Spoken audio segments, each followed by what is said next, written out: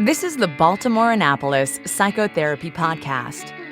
The information shared in this podcast is not a substitute for seeking help from a licensed mental health professional. And now, here's Laura Reagan, LCSW-C, with today's episode.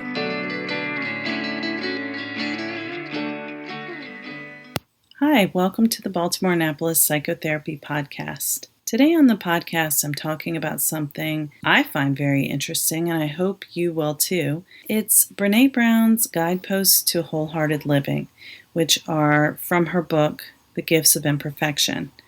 This book is one of my very favorites, and it's currently back on the bestseller list. If you haven't heard of it, you should definitely check it out, The Gifts of Imperfection by Brené Brown. I know when I first saw the title, and I'm not the only one to have this reaction, I said, ooh, imperfection. Ooh, that's not a gift. But it is, and that's what reading that book made me understand. And it's helped so many people understand that we are perfect just how we are, and pretending to be someone you're not, or all the other things that we do to try to make ourselves seem perfect actually takes away from your joy. And I don't want to live that way. So I want to talk to you about the guideposts today. I'm just going to kind of give a little bit of background and then go over what they are. And I'll talk about them more in future podcast episodes. But I always kind of mention how I do the Daring Way work. I'm a certified Daring Way facilitator, and that is the work based on the research of Brené Brown. I don't think a lot of people really know what it is, so talking about the guideposts is just kind of a beginning point to understanding a little bit more about her whole paradigm and the way she sees things. If you really want to get the big scoop, check out her books, Gifts of Imperfection, Daring Greatly. I thought it was just me, but it isn't. And of course, her newest book, which was recently a #1 bestseller, Rising Strong. I love all of them. And they have all the details and all the research to back up what she talks about. So this is just a little intro. If you are interested in living your life in a way that feels authentic and wholehearted, you might like to listen to this. So I talk about authenticity and wholeheartedness because it's something that resonates for me as a way that I want to live my life. I want to feel like my sole purpose and my actions are aligned.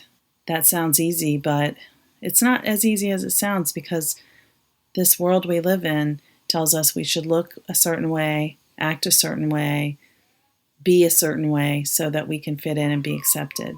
And sometimes it feels like our true selves aren't really welcome. We're all unique.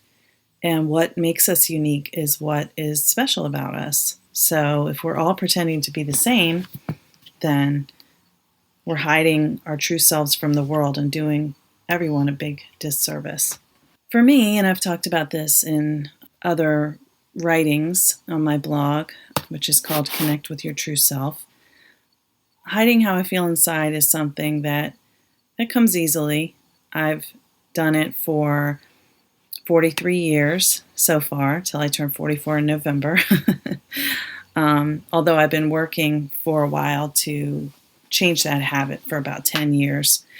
At first, I didn't even know when I was hiding my feelings. I didn't even know how I felt inside.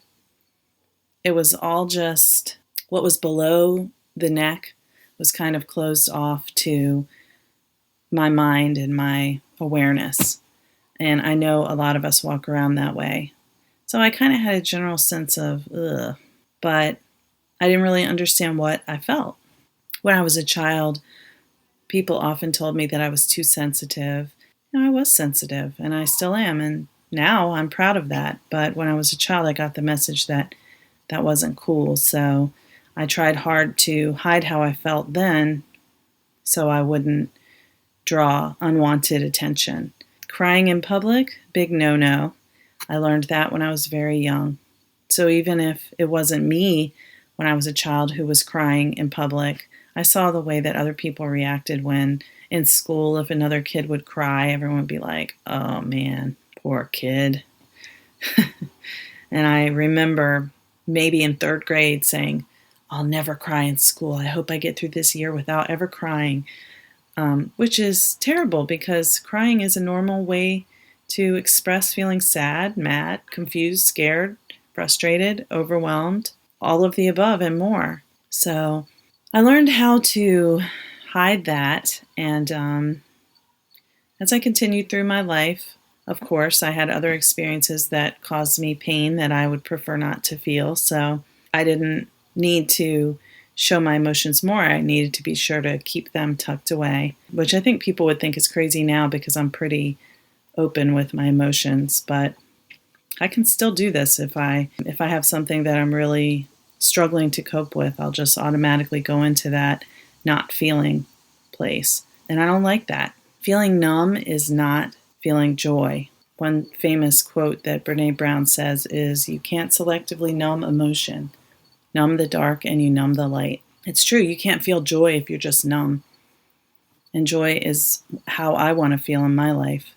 I want to experience joy and all the feelings. So just to tell you a little more about how I came to get involved with reading the Gifts of Imperfection as a counselor and social worker, I thought really it was important for me not to show my emotions, because if I were to let anyone see that I was upset about some of the sad stories I would hear, then I thought that meant that I wasn't good at my job.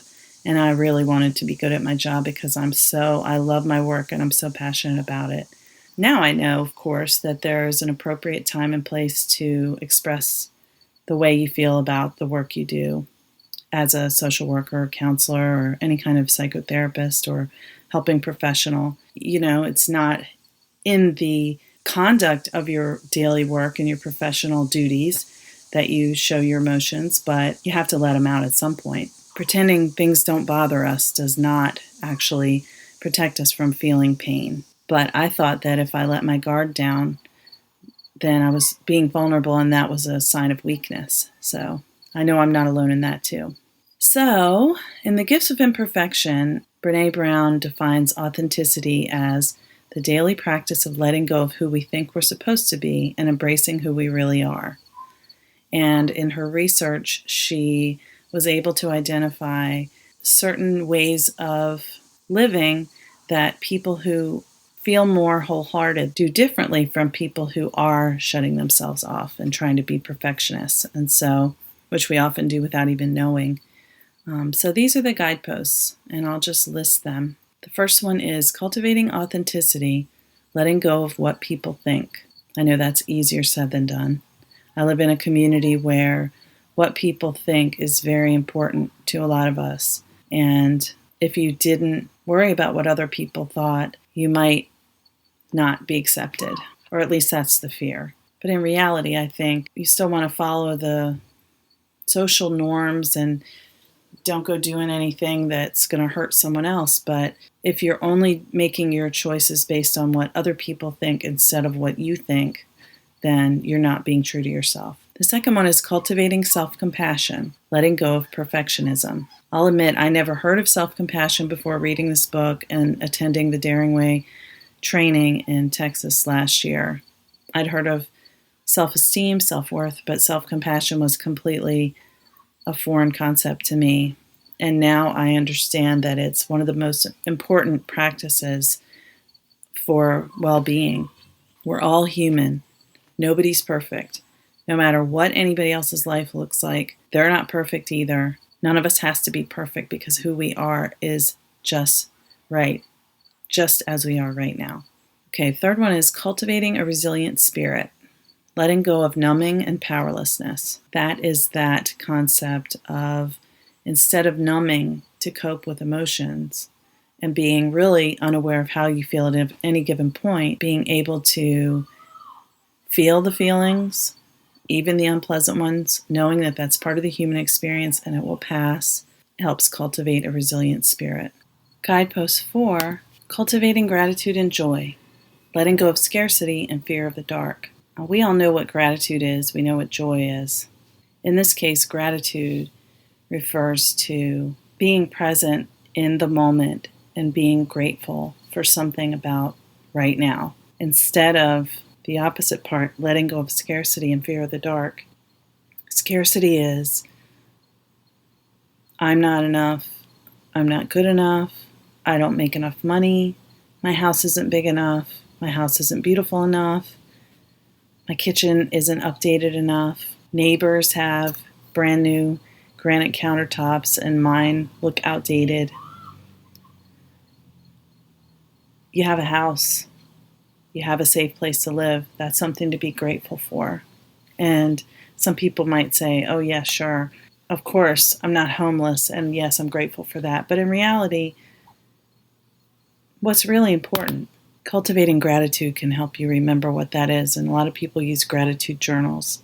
Fear of the dark is about being afraid of the emotions that we don't like I mentioned earlier. Guidepost 5 is cultivating intuition and trusting faith, letting go of the need for certainty. So you can't hear your intuition and what it's telling you when you're numbing and you're ignoring what your gut says and worrying about what other people think instead. Letting go of the need for certainty is about, how will I know if everything's going to be okay? What if I choose to marry this person and then they leave me? In reality, we can't control those things. I mean, you choose based on what you feel is best. You can use your intuition and trust faith for that, but there's no way to know exactly what's going to happen, and that is okay. Number 6 is cultivating creativity and letting go of comparison. Creativity lives in all of us, and it's been stifled for a lot of us ever since childhood.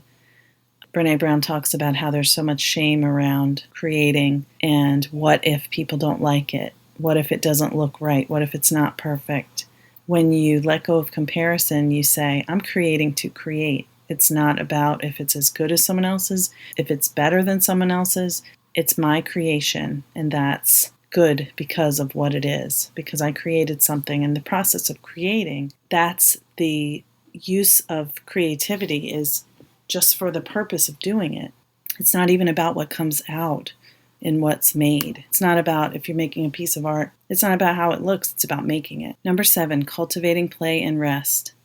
Letting go of exhaustion as a status symbol and productivity as self-worth. Now, I know that in a culture where we're always striving, trying to achieve, trying to make more money, have more things, do everything, have it all, exhaustion is a way of life for so many of us. And we might feel like, I have to feel exhausted all the time because I'm working, I'm in school, I'm a parent, and I'm doing all of those things 100%. I've lived that way. I mean, there was a time when I was working full-time, going to school full-time, and I was a parent, a wife. I was trying to be a friend. Most of the time I felt like I was failing at all of them. I chose that. I didn't have to do that. And productivity as a source of self-worth, heck yeah. For so many of us, if we're not doing something, we feel like we're being lazy. Isn't that the American way? Work, work, work, work, work. Don't be lazy. So it stands to reason that if you're resting, you might feel like you should be doing something.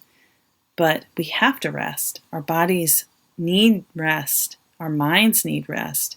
We can't be truly effective and productive in our work if we don't get enough rest. And play. Play is not just for kids. We need that. Okay, number 8 is cultivating calm and stillness. Letting go of anxiety as a lifestyle. Yep, I can relate to that one too. I can relate to all of them. That's why I love this book so much.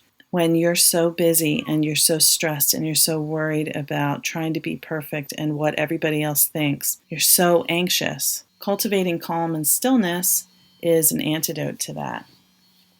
Whether it's meditation, visualization, sitting quietly, yoga, all of those things are the opposite of having anxiety as a lifestyle. Okay, number 9 is cultivating meaningful work, letting go of self-doubt and supposed to. So if your work is meaningful to you, it fulfills something in your soul's purpose. But working in a way that fulfills your soul's purpose may really be outside of the box, and it really may be something that other people don't support.